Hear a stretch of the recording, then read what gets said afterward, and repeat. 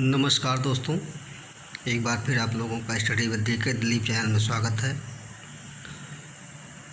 बात चल रही थी डीएलएड सेकंड सेमेस्टर के सेकंड पेपर की, और इसमें हम लोग प्राथमिक शिक्षा को लेकर के अध्ययन कर रहे हैं, जिनमें से बहुत सारे ऐसे प्रशिक्षण कार्यक्रम चलाए गए, जिसमें आज हम लोगों को अध्ययन करना है वह है पी मोस्ट कार्यक्रम, जो सेवारत अध्यापकों के लिए एक प्रशिक्षण कार्यक्रम चलाया गया था, जिनमें ऑपरेशन ब्लैक बोर्ड के तहत जो भी संसाधन उपलब्ध कराए गए वह कहीं न कहीं राष्ट्रीय शिक्षा नीति के मूल संस्तुतियों या उनके जो मूल बातें थीं प्राथमिक शिक्षा को लेकर के, उसके द्वारा जो भी प्रशिक्षण सामग्रियां मुहैया कराई गई उनका स्पष्ट रूप से या उनकी सुविधाओं का या उनके शैक्षिक गुणवत्ता के प्रोत्साहन पर बल देने की बात इसमें की गई है। तो आइए देखते हैं कि पी मोस्ट क्या है, इसका फुल फॉर्म क्या है, जो अक्सर एग्ज़ाम में पूछा जाता है कि पी मोस्ट का फुल फॉर्म क्या है। तो आइए देखते हैं कि इसका जो फुल फॉर्म है वह है P most, MOST, programme of mass orientation for school teachers. इसका हिंदी है सेवारत अध्यापकों का विस्तृत अभिविन्यास कार्यक्रम। अभिविन्यास को अनुस्थापन भी कहते हैं या इसको हम प्रशिक्षण भी कह सकते हैं। तो आइए हम देखते हैं कि इस टॉपिक पर हमको क्या क्या पढ़ना है। तो सबसे पहले हमको इसका सामान्य परिचय जानना है कि आखिर में यह पी मोस्ट है क्या, और उसके बाद प्रशिक्षण सामग्री अर्थात कि इनमें कौन कौन से लोगों को शामिल किया गया प्रशिक्षण के लिए, और अगला पढ़ेंगे पी मोस्ट ब्लैक बोर्ड। उसके बाद उद्देश्यों के बारे में, क्या उद्देश्य थे इसके, और इस अभिविन्यास या प्रशिक्षण या अनुस्थापन कार्यक्रम की क्या रूपरेखा बनाई गई, क्या क्या किन किन चीज़ों पर बल दिया गया, इसके बारे में हम लोग अध्ययन करेंगे। तो अभी हम लोगों को ये जानना है कि आखिर में इसका क्या परिचय है, या इसको हम पी मोस्ट क्या होता है इसका परिचय जान लेते हैं। तो सबसे पहले यह जानते हैं कि यह NCERT द्वारा चलाया गया, लेकिन यह 1986 की जो नीति थी, राष्ट्रीय शिक्षा नीति, उसकी जो मूल बातें थीं, जो उसकी संस्तुतियाँ थीं, उन्हीं से इसको अवगत कराना था। NCERT ने इसको जो है प्रारंभ कराया 1986 में। तो आइए देखते हैं कि यह कार्यक्रम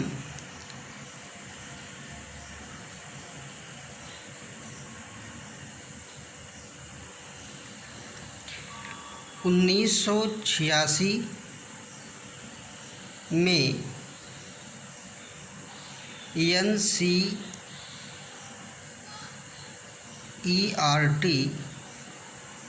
जिसको हम कहते हैं राष्ट्रीय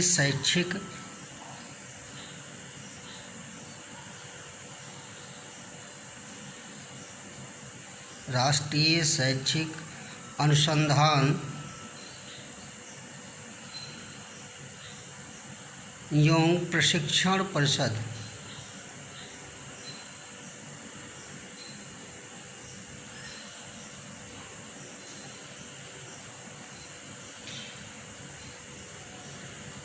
के द्वारा प्रारंभ किया गया।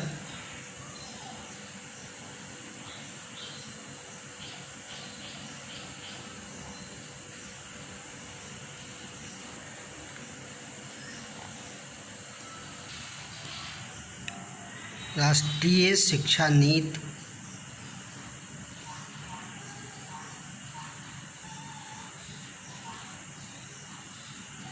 1986 की मूल संस्तुतियों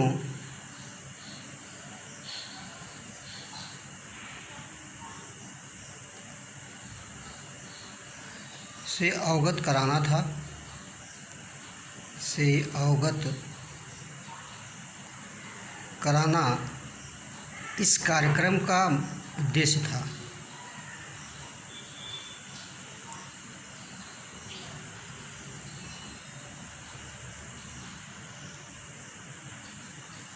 अब आइए देखते हैं कि यह जो दूसरा शिक्षण बिंदु है, प्रशिक्षण कार्य सामग्री इनके लिए बनाई गई थी। तो प्रशिक्षण सामग्री, पहला तो यह प्राथमिक शिक्षकों के लिए था।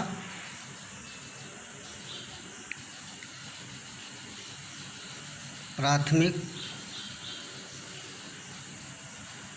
शिक्षकों के लिए और दूसरा माध्यमिक शिक्षकों के लिए।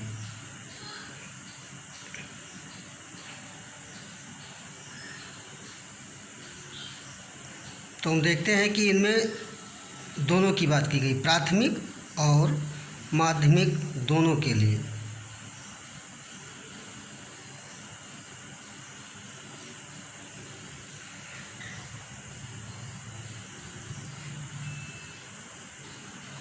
ये तो रहा प्रशिक्षण सामग्री की बात। अब इसके आगे जो हम देखते हैं तो इसमें ऑपरेशन ब्लैक बोर्ड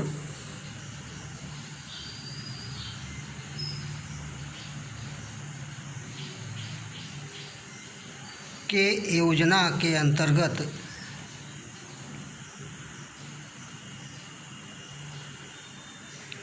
प्राथमिक विद्यालयों में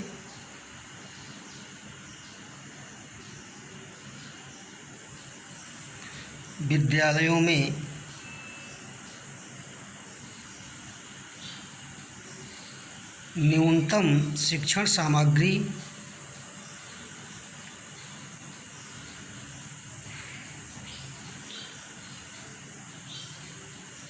उपलब्ध करा देने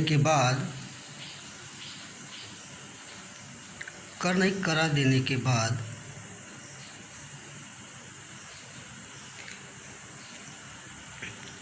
इसकी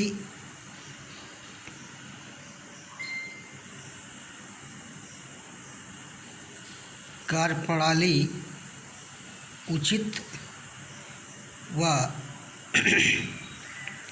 सही ढंग से नहीं हो पा रही थी।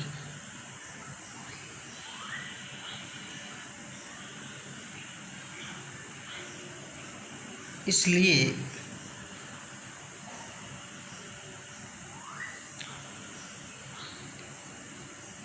वर्ष 1990 में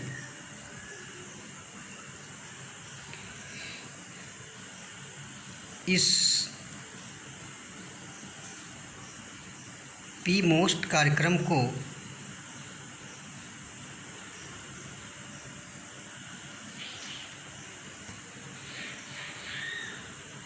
पी-मोस्ट ब्लैक बोर्ड में बदल दिया गया।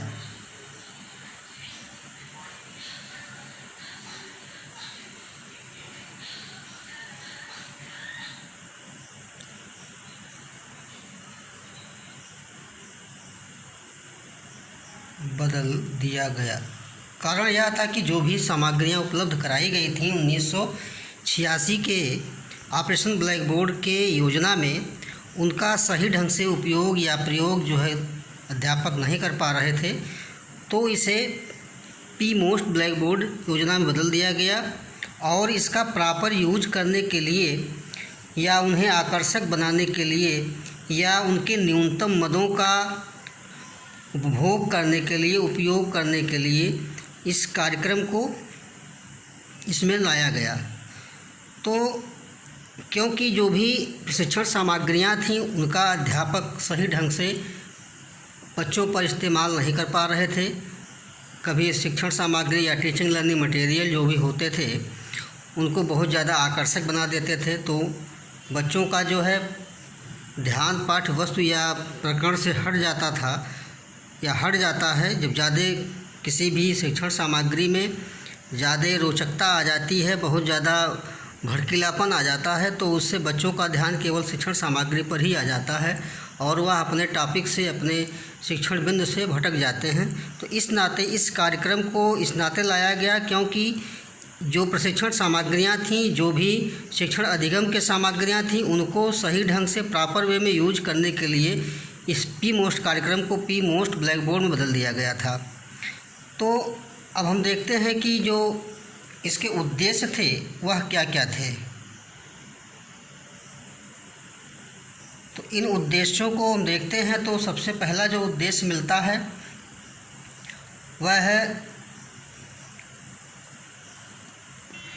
यहाँ पर एक चीज़ और ध्यान देने वाली बात है कि जो छूट गया है इसमें एक चीज़ ये ध्यान देना है कि जो भी 1990 में पी मोस्ट को पी मोस्ट ब्लैक बोर्ड में बदल दिया गया तो जो भी सामग्रियाँ थी उनका उचित ढंग से इस्तेमाल नहीं किया गया या नहीं किया जा पा रहा था। तो इसके द्वारा पी मोस्ट ब्लैक बोर्ड कार्यक्रम के द्वारा इन उपलब्ध कराई सामग्रियों को, इन उपलब्ध कराई गई सामग्रियों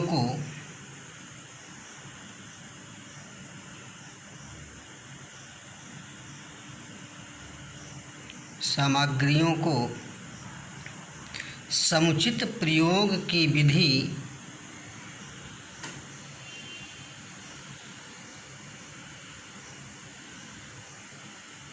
सिखाई जा सके,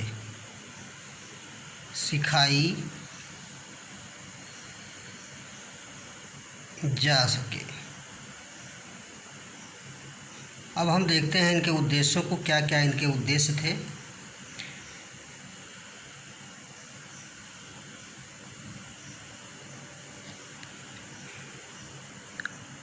उद्देश्यों में हमें दो उद्देश्य मुख्य रूप से देखने को मिल रहे हैं, जो उसमें पहला है ऑपरेशन ब्लैक बोर्ड योजना का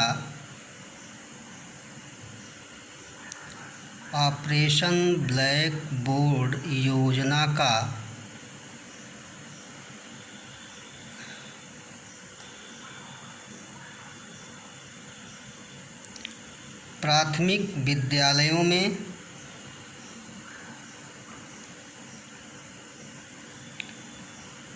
कमरों, पाठ्य सामग्री तथा शिक्षण उपकरण जैसी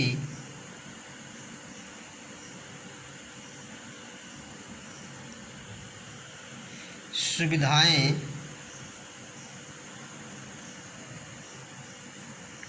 उपलब्ध कराना था।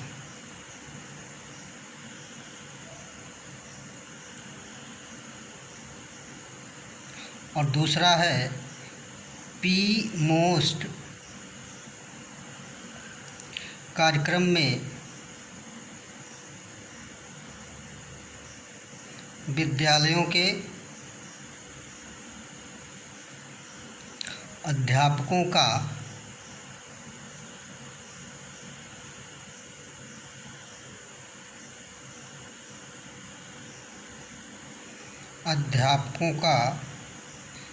विस्तृत व सघन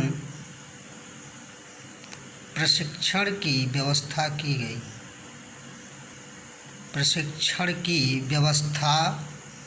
की गई।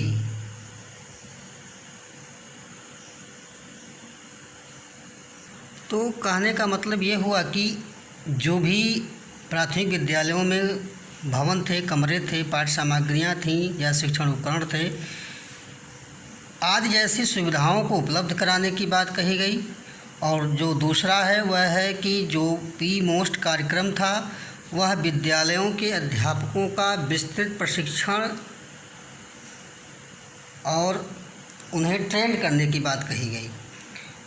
अब इसके बाद हम लोगों को जो रूपरेखा है इन अभिविन्यास कार्यक्रम की उसके बारे में चर्चा कर लेते हैं। तो आइए देखते हैं कि इस कार्यक्रम की क्या रूपरेखा थी। तो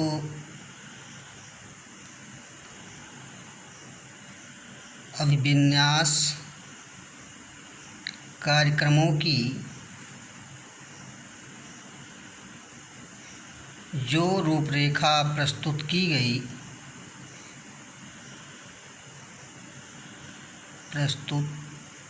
गई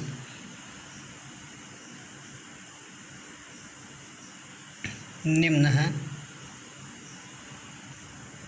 जिनमें पहला है विद्यालय तथा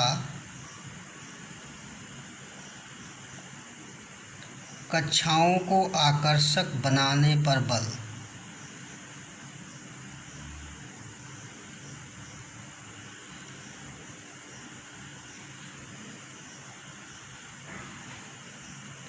तो ये बात जो है हमको राष्ट्रीय शिक्षा नीति और ऑपरेशन ब्लैक बोर्ड में भी देखने को मिला, क्योंकि उसी की संस्तुतियों को ही यहाँ पर करने की बात कही गई है। और दूसरा है बाल केंद्रित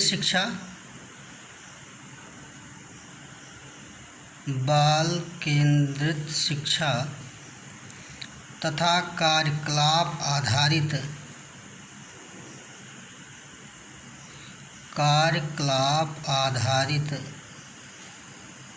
जिसको हम कहते हैं एक्टिव बेस लर्निंग, कार्यकलाप आधारित अधिगम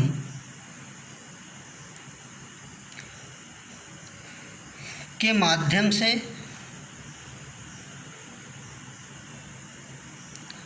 शिक्षा की गुणवत्ता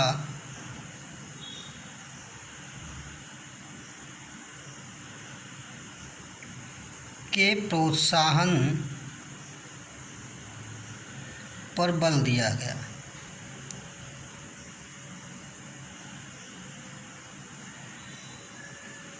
और इसमें तीसरा है विद्यालय के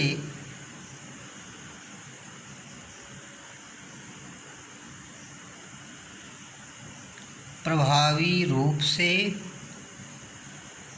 कार्य करने के लिए भवन, अध्यापकों एवं प्रशिक्षण सामग्री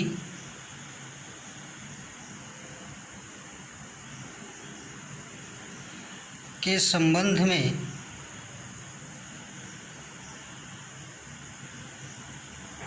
स्पष्ट सुविधाओं का उल्लेख किया गया।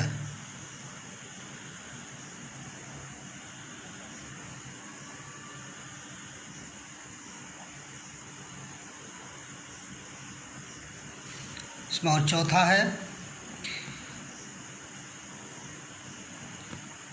अध्ययन अध्यापन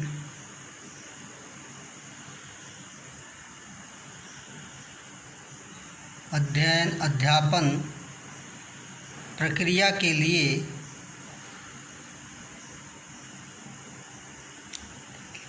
न्यूनतम मदों का तात्पर्य क्या है कि कितना खर्च होगा किस मद में, यह क्राइटेरिया बनाया गया।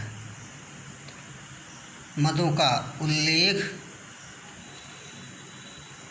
किया गया, चाहे वह अध्ययन के लिए हो चाहे वह अध्यापन के लिए, अर्थात शिक्षक और शिक्षार्थी दोनों के लिए क्राइटेरिया बनाया गया कि कौन कौन सा मद कितना खर्च होगा, चाहे वह शिक्षक पर हो चाहे वह शिक्षार्थी पर हो। इसके जो है मानक निर्धारित किए गए और जो मद थे और प्रत्येक मद की गुणवत्ता बनाए रखने की बात की गई।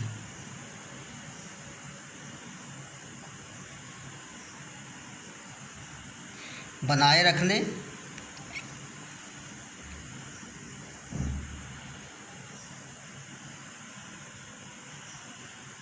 के उद्देश्य से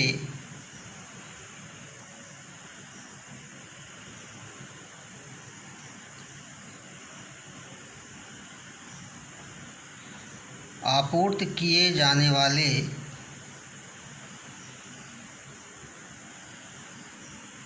प्रत्येक मद के मानक निर्धारित किए गए।